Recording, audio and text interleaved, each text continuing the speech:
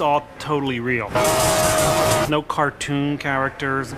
You're shooting at real targets, real zombies. It's like nonstop. It's acting, it's fighting, it's everything. We're going to create the movie studio of the 21st century. Radical, dude, radical. The 90s was a time full of change and innovation in the world of gaming, and few pieces of hardware had generated the kind of excitement and anticipation that the Sega CD had.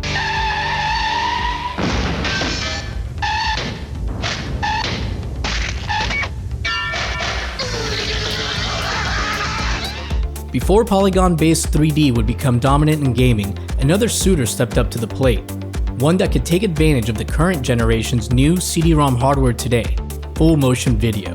Developers of full motion video games, better known as FMV, promised the ability to interact with real people in real environments and saw it as a multi-generational leap over current 2D graphics as well as 3D capabilities being touted for the next generation of consoles. All right, climb aboard, dog meat. There was no one that championed full-motion video games louder or more proudly than FMV developer Digital Pictures and its CEO, Tom Zito, both of whom would become synonymous with the Sega CD. Although FMV is now largely panned as a fad best left in the past, some of Digital Pictures' FMV titles have managed to remain relevant to this day. And whether you realize it or not, if you were a gamer in the 90s, it would be practically impossible to escape the decade without being affected by Digital Pictures. Today, we're going to look at how Digital Pictures' journey from the dream of a former music critic to one of the most memorable developers of the 90s came to be. From a partnership with Atari co-founder Nolan Bushnell to working with a famous toy manufacturer, being attacked by the United States government. About 2 months ago, I saw the video game Night Trap for the first time. It is a sick, disgusting video game in my judgment. It's an effort to trap and kill women. And even becoming a developer for the ill-fated Sony-Nintendo Play Station. This is the story of Digital Pictures.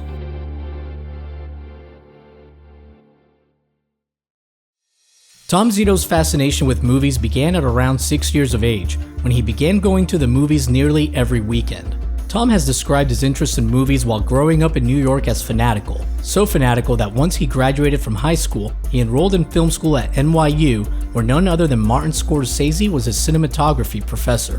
Eventually, Zito went on to Georgetown University, where he graduated third in his class in the early 70s. Not more than a week after graduating from Georgetown, Tom Zito landed a job at the Washington Post as a rock critic. But after 4 years, Zito wanted more. He expanded his work beyond music and began writing articles for the likes of Rolling Stone, Newsweek, and others, covering everything from space shuttle launches to Steve Jobs. Then in 1984, The New Yorker gave Tom Zito an assignment that would change his life forever, when he was asked to write a profile on Atari co-founder Nolan Bushnell and the video game industry.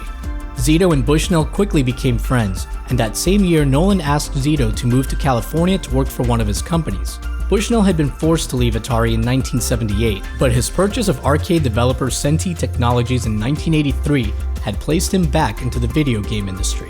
Tom Zito, however, was not asked to work for Senti. Instead, Nolan asked him to come work for Axlon Incorporated, a company that concentrated on high-tech toys. In November of 1984, Nolan called me up and said, "Hey, I'm starting a toy company and I'd like you to come be vice president of marketing." I had covered the toy business a bit as a reporter and I said, "No way. I don't know anything about marketing." He said, "Sure, nobody does. Just come on out and do it." Zito began his new career working on a robotic teddy bear named A.G. Bear that was released in 1985. But Zito didn't grow up with aspirations of creating toys. As a child, his fascination with movies led to dreams of becoming a filmmaker. As an adult, he'd grown equally fascinated by video games. And in 1985, a trip to pick up some film from Willoughby's in New York inspired Tom Zito to combine both of these passions. This particular Saturday, there was an enormous crowd of teenage boys in Willoughby's. And lo and behold, here were kids lining up to play Mario Brothers on the NES. The graphics didn't seem to me to be a kind of enormous advance over what had been available on Atari platforms. They had 100,000 units allocated to sell in New York, and it was pretty obvious watching these kids. They were going to sell those 100,000 with no problem. So I bought one. While Tom Zito was sure the NES was going to be a hit, he was disappointed with its graphical capabilities, and it's this disappointment that became the source of inspiration. Tom flew back to California to show Axelon's staff the NES and presented his solution for what he perceived to be its greatest flaw. I flew back to California on Sunday. On Monday morning, we had our weekly staff meeting. I showed everybody in the staff meeting the NES, and I suggested that we should develop a new game system that would connect between a VCR and a television and allow people to interact with real images as opposed to computer-generated images. Although Zito's idea was tabled during the meeting, Nolan Bushnell was intrigued. Bushnell felt that they would be able to beat any competitor's price by placing the video footage and game code on inexpensive VHS tapes as opposed to more costly cartridges Nintendo and others were using. After the staff meeting, Nolan met with Zito to discuss possible options and gave his blessing to Zito to assemble a team that would explore the possibility of a hybrid video and video game system. Zito assembled an all-star lineup that included the creators and designers of games such as Space Wars, Missile Command, Night Driver, and Pitfall. The team discovered that the graphics chip used in the ColecoVision was capable of placing traditional video game graphics over a clear background. It was a feature that Coleco engineer Eric Bromley had included with the goal of producing games that used real full-motion video as the background. Due to costs, Coleco never used the feature, but Tom Zito's team was more than happy to take advantage of it. The team was able to build a prototype that sent video images to a ColecoVision and then overlaid other interactive graphical elements on top. It was an impressive achievement, but the system still needed to be refined as well as have proper software developed for it.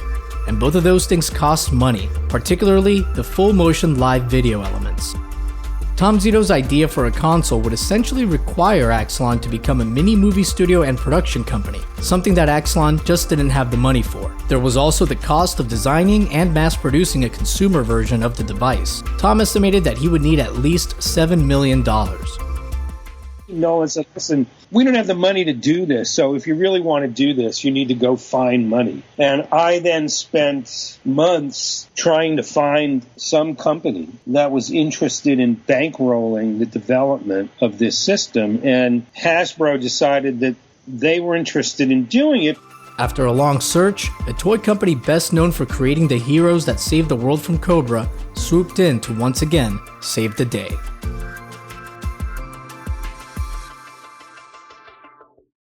You can imagine wherever there's trouble, G.I. Joe is there. G.I. Joe! Hasbro was best known as the company behind giant toy brands and intellectual properties such as Transformers and G.I. Joe.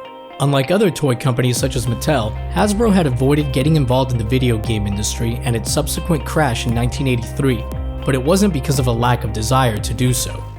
After the crash, when other toy companies were hurting, they patted themselves on the back for staying out. But behind closed doors, they admitted the truth. One told me they wanted to get into video games so bad they could taste it.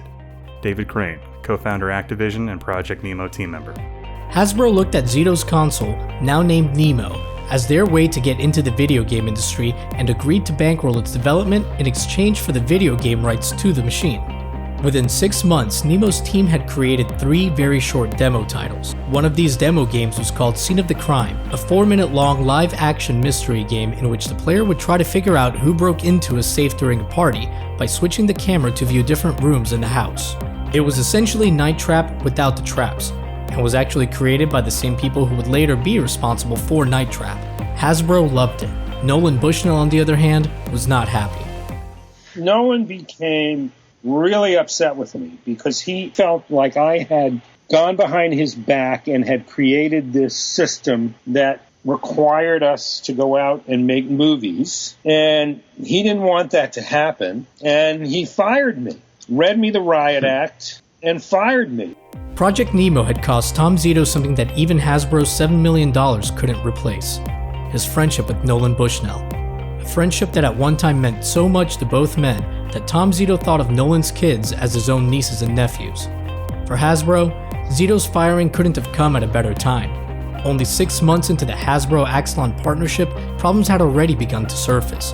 Hasbro wasn't satisfied with the pace of Nemo's progress. Hasbro made it clear that they would no longer fund Nemo as long as it was under Axlon's control. Hasbro reached an agreement with Nolan Bushnell to purchase the Nemo concept from Axlon, and hired the recently departed Tom Zito and his team to continue working on Project Nemo under a newly created subsidiary of Hasbro named i6. Tom Zito was now free to realize his dream of making interactive movies. After negotiations to create a game based on the Nightmare on Elm Street franchise fell through, Zito decided to hire a writer to create a game with original characters. The result was Night Trap, i6's first full game.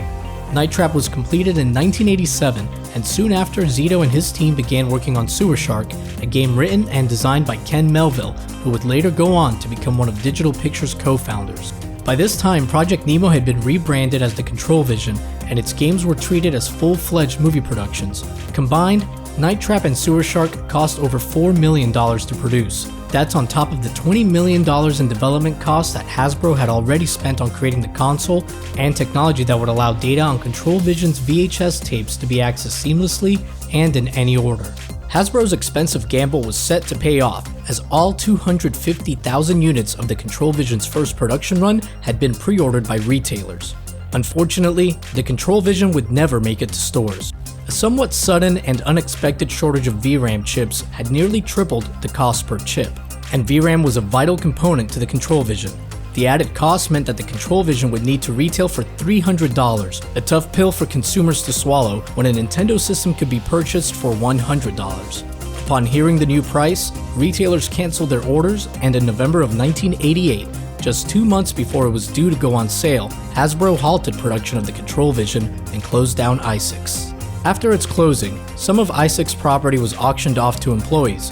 Tom Zito purchased the rights and assets to Night Trap and Sewer Shark and stored the ill-fated games in a warehouse, not knowing if they would ever be seen. Tom Zito had likely lost a close friend and his chance to turn his dream into a reality. And all he had to show for it was a room full of tapes.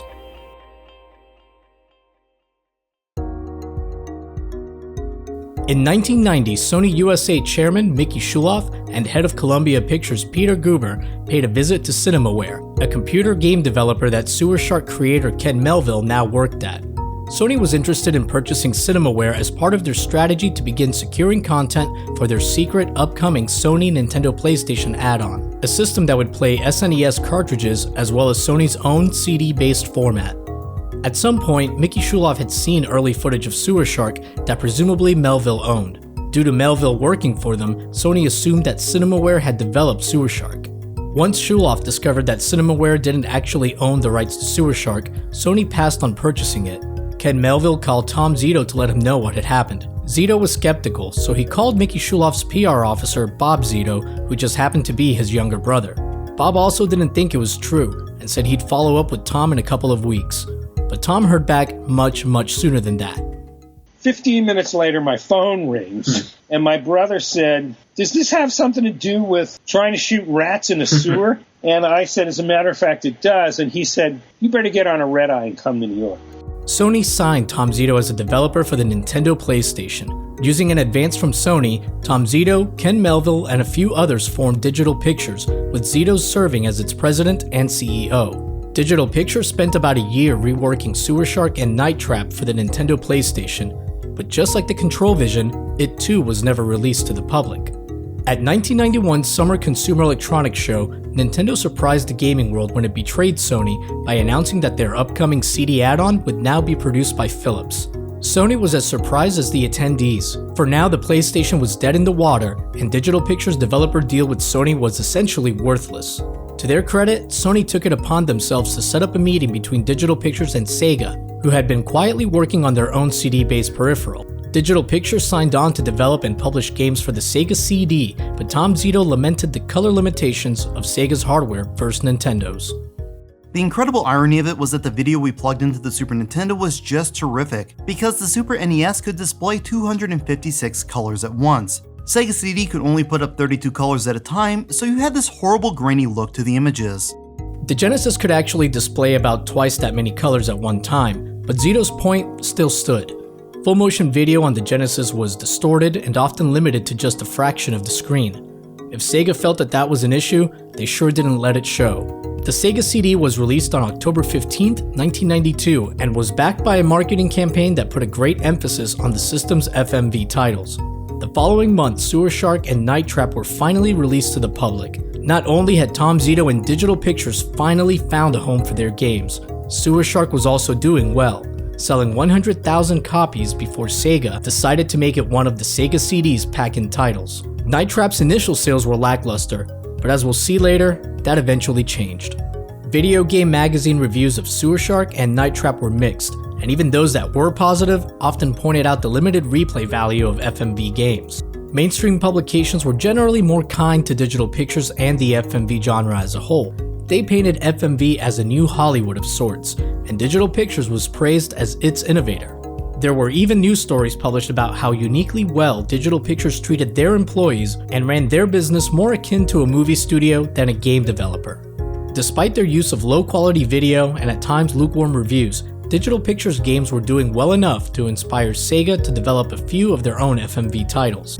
Digital Pictures' success allowed Tom Zito to bring in real Hollywood writers, producers, and actors to work on his company's new projects. Within their first year on the market, Digital Pictures had become an FMV powerhouse and a player in the video game industry. But as I'm sure Tom Zito would tell you, every good story needs an antagonist, and Digital Pictures' villain was lurking just around the corner. The video game industry is trying to avoid a knockout punch from a powerful opponent, the federal government. Shame on people that produce that trash. It's child abuse in my judgment.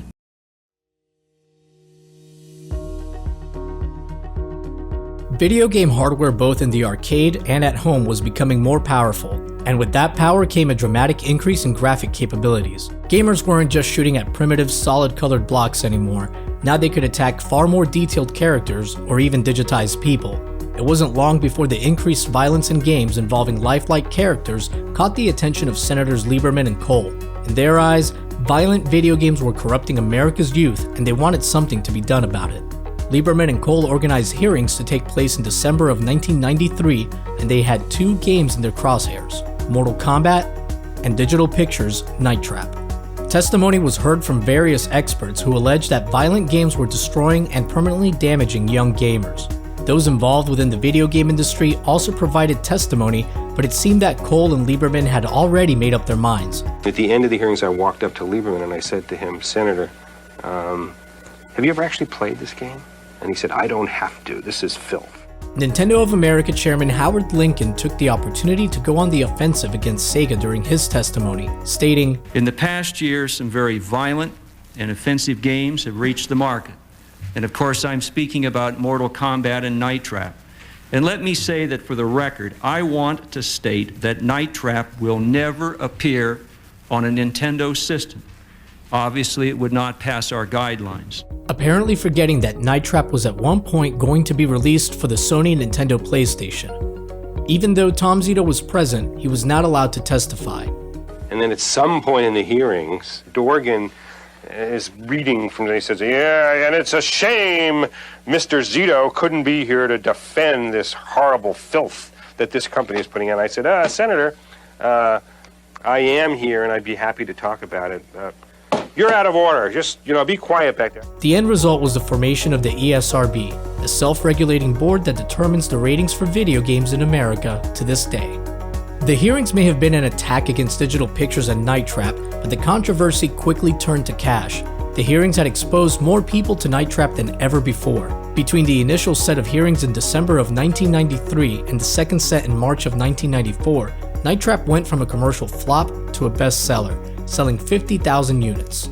This means that 1 out of every 5 Sega CD owners had purchased a copy. If the government's goal was to steer people away from Night Trap, they had failed in a spectacular fashion.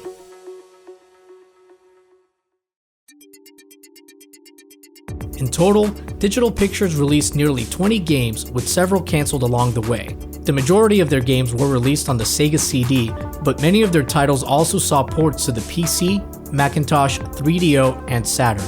all with improvements in video quality. There were even 32X versions of Corpse Killer, Night Trap, Supreme Warrior, and Slam City that also boasted better video thanks to their more powerful 32X hardware. Unfortunately, these games were an expensive endeavor that required you to purchase a Genesis, Sega CD, and a 32X in order to play them. So what about the games? What were they like? Their game library was surprisingly diverse. I won't go over all of Digital Pictures' titles, but I do want to touch on a few of them. Supreme Warrior is a first-person fighting game filmed on location in Hong Kong. Featuring what some would say is a too complex control system, Supreme Warrior seamlessly switches video footage depending on whether you're hit by your opponent, land a strike, or successfully block your opponent's offense. Joining Supreme Warrior in the fighting game genre was another first-person title, this time a boxing game called Prize Fighter. Prize Fighter was presented in black and white and attempted to capture the feel of the film Raging Bull. Digital Pictures spared no expense, bringing on the boxing coordinator from the Rocky movies and Michael Buffer of Let's Get Ready to Rumble fame as the game's ring announcer. Digital Pictures sports titles were rounded out by Slam City with Scottie Pippen and Quarterback Attack for the Saturn. The Make My Video series of games allowed the player to arrange pre-recorded video clips to make their own music video. The series featured entries from In Excess, Criss Cross, and Marky Mark and the Funky Bunch.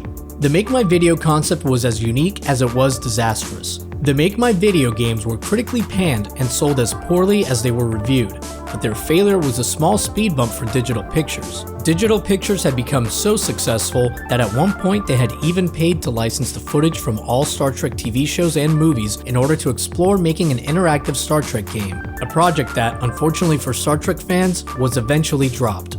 As 1995 continued, the Sega Genesis and its accompanying Sega CD and 32X attachments were nearing the end of their day at the forefront of the home console market. The next generation of consoles like the Sega Saturn, Sony PlayStation, and the soon-to-be-released Nintendo 64 had arrived, and their focus was clear.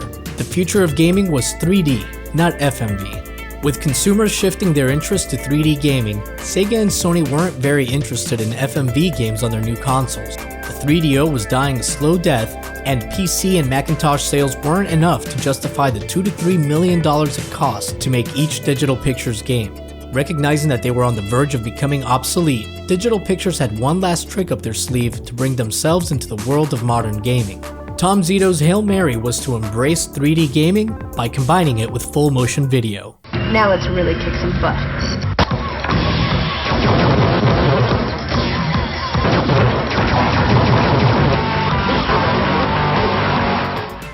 Scheduled to be released in early 1996 for 3DO, Mac, PC, and Sega Saturn, Maximum Surge was an FMV title, but one that wasn't just an on-rail shooter. In Maximum Surge, you were finally able to move forward, backward, left, and right during fighting sequences, even ducking behind protection as you saw fit. It did this by using 3D backgrounds with FMV enemies and other elements layered within. It worked surprisingly well, and could have ushered in a new level of interactivity never before seen in an FMV game. A PC demo of Maximum Surge was released, but several months before it was due to hit store shelves, Digital Pictures filed for bankruptcy. The company had run out of money, and with the 3D gaming era in full swing, no one wanted to save a cash-strapped FMV studio. Digital Pictures wasn't the only company making FMV games. However, they were arguably the most prominent FMV developer of the time, and their closing may as well have been the final death knell in the popularity of the genre. By the mid-90s, new consoles were redefining 3D home gaming. Video had killed the radio star, and now polygons had done the same to full motion video.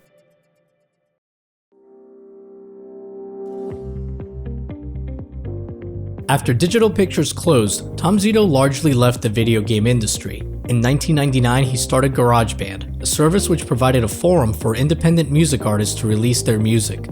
He later co-founded Integrated Media Measurement, a company that conducted research to help companies evaluate the effectiveness of their advertising. Sadly, Ken Melville, the man who created Sewer Shark and was one of Digital Pictures' co-founders, passed away in early 2014. The rights to Maximum Surge and many of Digital Pictures' other games were purchased by Cyber Cinema Interactive. Although Maximum Surge was never released as a game, footage from it and other Digital Pictures titles were used to create the direct-to-DVD film Game Over. The film used 65 minutes of original footage combined with about 25 minutes of video from Maximum Surge, Supreme Warrior, and other Digital Pictures titles. Eventually, the licenses to Digital Pictures games were resold and are now owned by various entities. For a company whose work has been derided by critics, Digital Pictures' infamous games seem to be experiencing a bit of a resurgence. A previously unreleased Digital Pictures title, Citizen X, was released by Good Deal Games in 2002, and a visual effects company named Flash Filmworks released mobile versions of Double Switch and Quarterback Attack in 2016. Most recently, Night Trap was re-released for the PS4 and PC in 2017. The re-release of Night Trap was given a teen rating by the ESRB, a far cry from the mature rating it gave to the original version. In a 2014 interview, Tom Zito expressed an interest in acquiring the rights to as many Digital Pictures games as he could in order to re-release updated versions. With the recent success of Night Trap's 25th anniversary re-release and a burgeoning market for casual gaming and nostalgia, perhaps we haven't seen the last of Digital Pictures. I'd like to thank SegaBits for generously allowing me to use portions of their interview with Tom Zito from their Swingin' Report show, episode number 69. SegaBits.com covers the latest Sega news, reviews, and features a ton of original content and interviews. You can also find SegaBits on YouTube at youtube.com/SegaBits. I'd also like to thank Genovi and Historic Nerd for lending their vocal talents to this episode. I highly recommend that you check out their channels for more retro gaming reviews and historical content. If you'd like to reach out to me directly, you can do so on Twitter at WrestlesGaming. And if you're feeling extra generous, you can support the show on Patreon at patreon.com/wrestlingwithgaming. But most of all, thank you for watching.